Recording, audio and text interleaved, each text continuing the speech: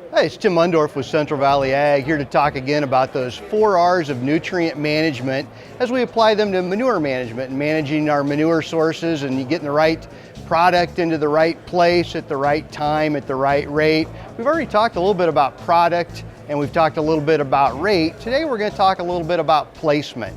When I talk about placement, I'm not talking about where do you put the manure in the field. We kind of talked about that last time with that variable rate manure and being able to vary the rate across the field, get the right amount in the right place. We're going to talk about getting that product in under the soil surface when it's needed and where maybe it's not needed, and think a little bit about how we place that manure according to the soil surface. So one thing we really want to look at is that moisture content of the manure.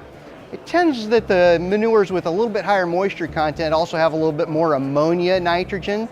That's a key thing to look at when you're looking at a manure report. Look at that ammonia nitrogen and how much nitrogen do you have that could be lost to the atmosphere in that ammonia form. So when we think about that a little bit, we want to look at maybe a hog manure with a higher amount of water in it, maybe a poultry manure, even though it's got lower moisture content, may have higher ammonia. Whenever you got a lot of ammonia in that manure product, we want to think about trying to get that underground. When you're talking about hog manure, if you can get that injected under the soil surface so we can capture all that ammonia nitrogen, there's a whole bunch of fertility that we can make use of there, versus if we were to go ahead and lay that across the soil surface and leave it open to sunlight and wind taking off a lot of that ammonia. It tends to lose about 20 to 30% of that ammonia per day if you just lay it on the soil surface. When we're talking about dry manure, sometimes it's okay to go ahead and lay those across the top, especially if we're in a no-till situation. On the nitrogen side, that really doesn't hurt things too much at all. But on the phosphorus side, we seem to be running into more and more issues with phosphorus nutrient pollution in a lot of our surface waters.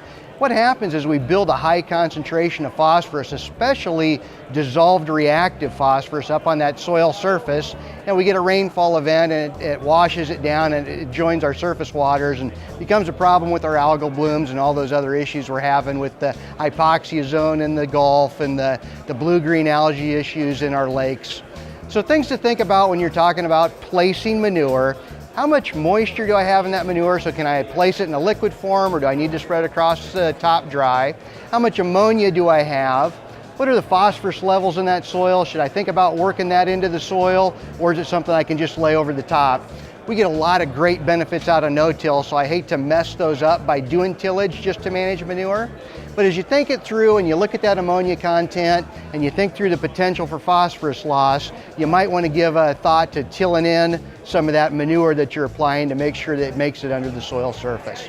Well, there's more information on the article that I've written on the CVA blog that goes along with this video. I'm here at the York Farm Expo, enjoying a great expo day with some of our growers. But think a little bit about that, where you're going to place your manure when you think about your manure handling.